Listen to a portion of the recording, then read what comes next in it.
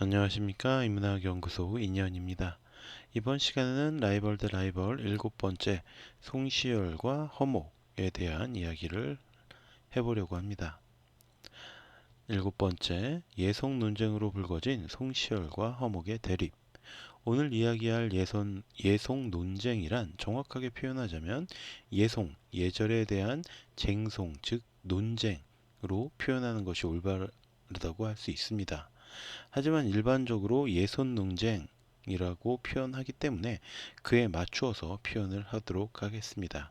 이것은 조선 후기의 대표적인 정쟁으로 단순하게 예절에 관한 논쟁일 뿐만이 아니라 남인과 서인 사이의 정치적 투쟁으로 보는 것이 적절합니다.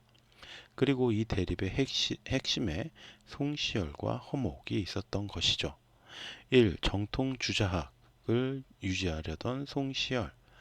1607년 충청도 옥천군에서 태어난 송시열은 1632년까지 그곳에서 살다가 1633년 생원시에 합격을 해서 경릉의 관리인이 되었으나 오래지 않아서 사직을 했고요. 1634년 복림대군의 스승이 되었습니다.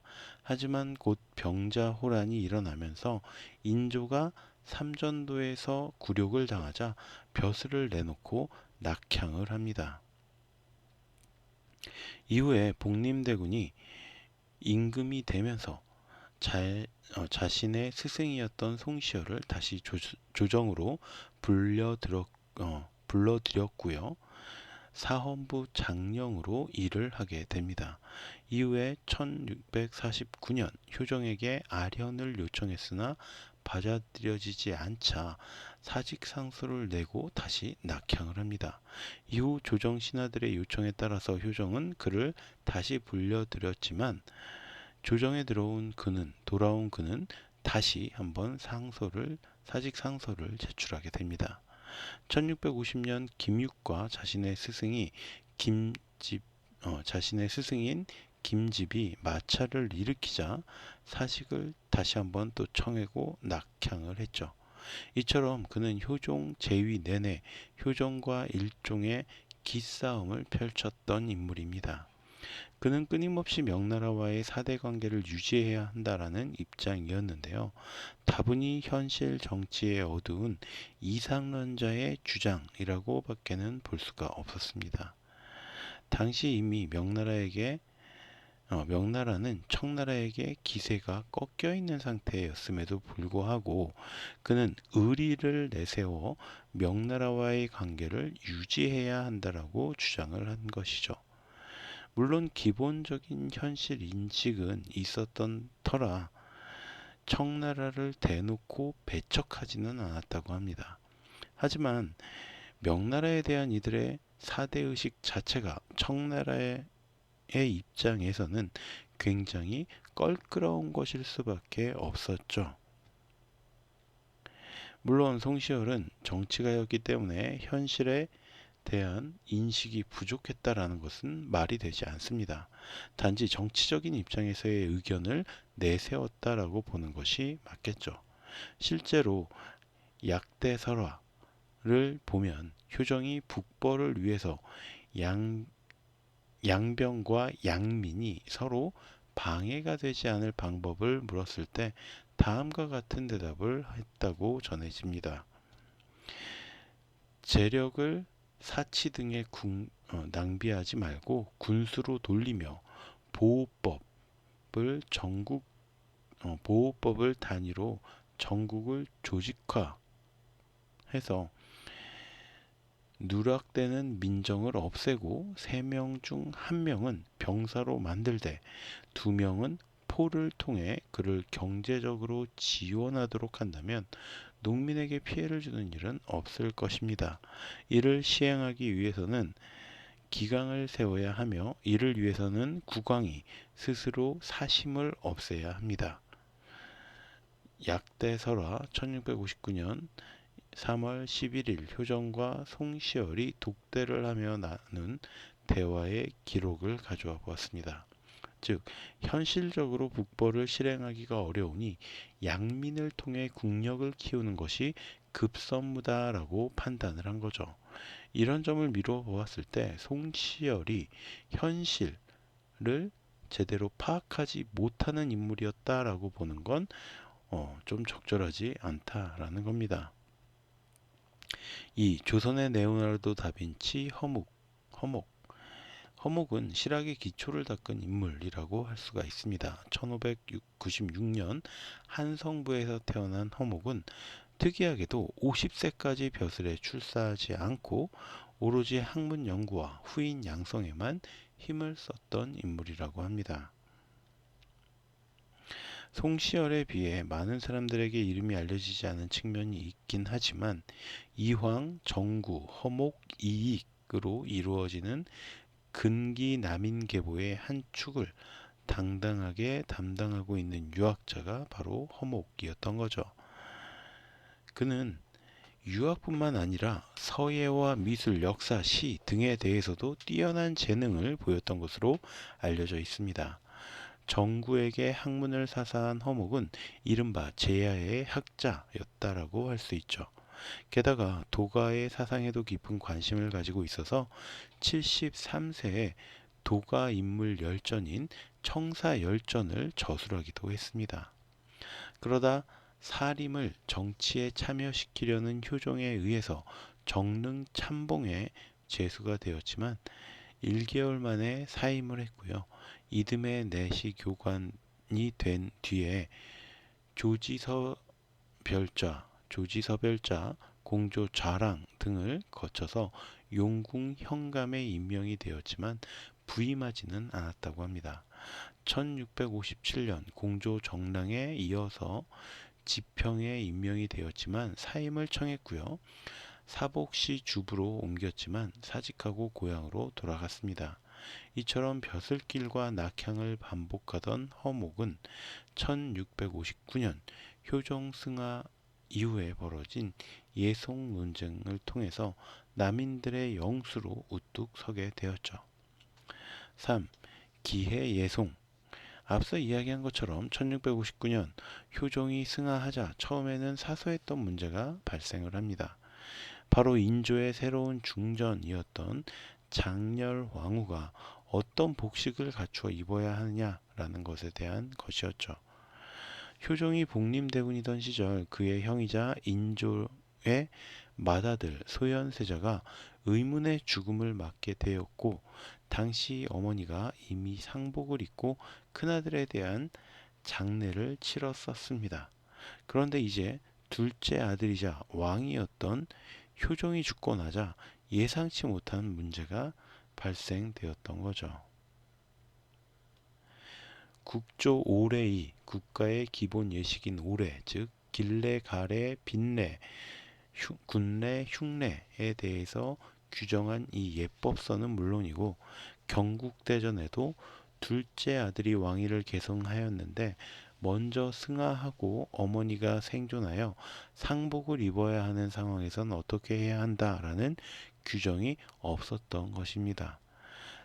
영의정 정태화는 많은 유학자들의 의견을 수렴했고요. 이때 송시열이 사종지서를 주장하며 장렬 왕후가 3년짜리 의복을 입을 수 없는 경우 4가지를 제시합니다. 1. 맏아들이지만 자손을 얻지 못한 경우. 2. 적통인데 아들이 아닌 자손을 계승한 경우. 이를테면 적장자의 적장자가 후사를 이은 경우. 3. 아들이긴 하지만 적장자는 아니라 맏아들이 아닌 다른 아들이 후사를 이은 경우에. 네 번째, 적통도 아니고 아들도 아닌 경우에. 즉 3번 아들이긴 하지만 적장자는 아니라 맏아들이 아닌 다른 아들이 후사를 이은 경우에 해당하기 때문에 1년짜리 상복을 입어야 한다라는 것이었죠. 그러나 이 발언은 매우 위험한 것으로 효종이 맏아들이 아닌데도 왕위를 이었기 때문에 정통성에 문제가 있다라고 해석할 여지가 있다라는 점이죠. 특히 당시 소현세자의 아들인 이석견이 살아있는 상태였기 때문에 정통성 역시도 이 이석견에게 있다라고 오해할 여지가 충분했습니다. 윤후를 비롯한 남인들은 효종이 비록 둘째 아들이지만 임금이 되었으므로 장남과 같이 대우해서 3년간 상복을 입어야 한다라고 주장을 했지만 영의정 정태환은 이 문제를 빠르게 수습하기를 원했습니다.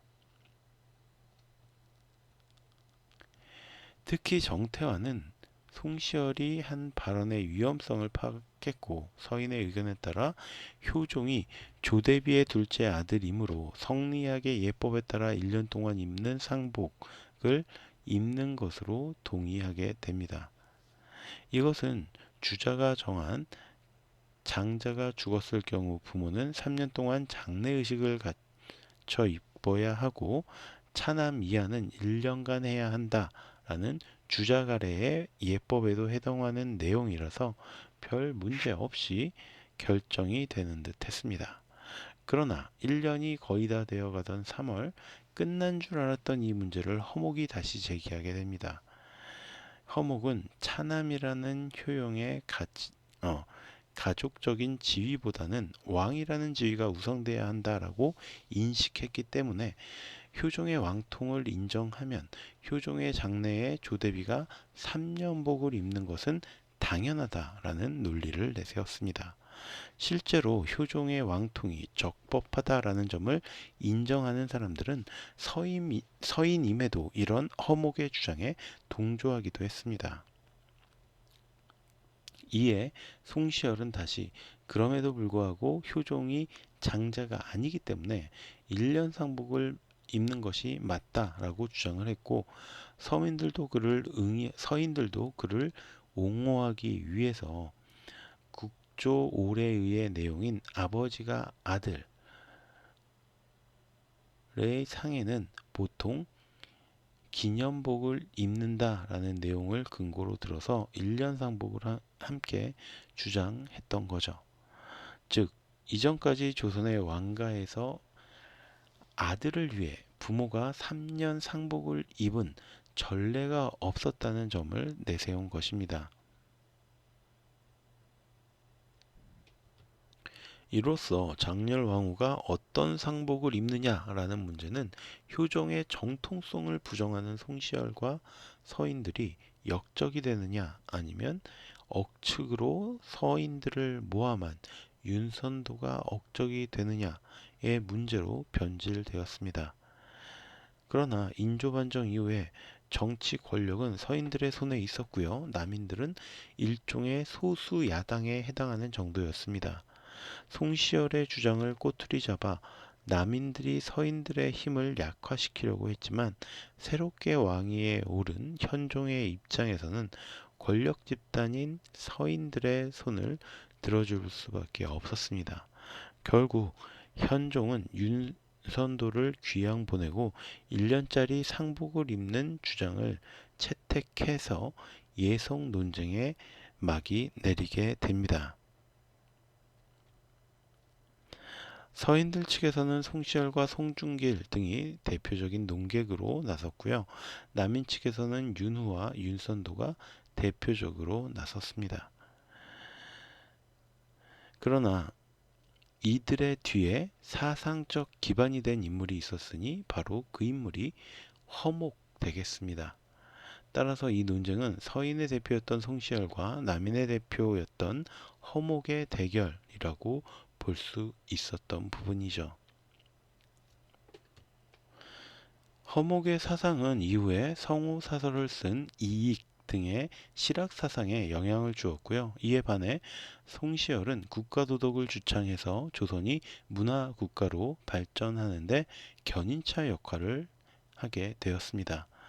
정쟁이란 이처럼 사소한 문제도 목숨을 걸어야 하는 엄청난 문제로 몸집을 부풀리고는 합니다. 이후 15년이 지나 다시 한번 예송 논쟁, 갑인예송이 일어나면서 현종과 서인이 맞붙게 되었지만 이때는 이미 왕권을 탄탄하게 다진 현종의 승리로 돌아가면서 서인들의 세력이 수그러드는 황국이 이루어졌습니다. 이처럼 지금 사람의 입장에서는 몇 년짜리 상복을 입는 게 무슨 정치적인 논쟁거리가 될 수 있는가 의아할 수도 있겠지만 당시 사람들에게는 자신의 정치적 자리 보존과 더불어 성리학에 대한 이해 전반을 검증받는 시간이었다라고 해석할 수 있습니다. 그리고 그 중심에서 대립했던 것이 바로 송시열과 허목이었던 거죠. 자, 그럼 오늘 이야기는 여기서 마치도록 하고 저는 다음 시간에 또 다른 이야기로 찾아뵙도록 하겠습니다. 오늘 제가 들려드린 이 이야기가 여러분의 흥미와 호기심을 조금이라도 만족시켜 드렸다면 구독과 좋아요도 부탁드리겠습니다. 감사합니다.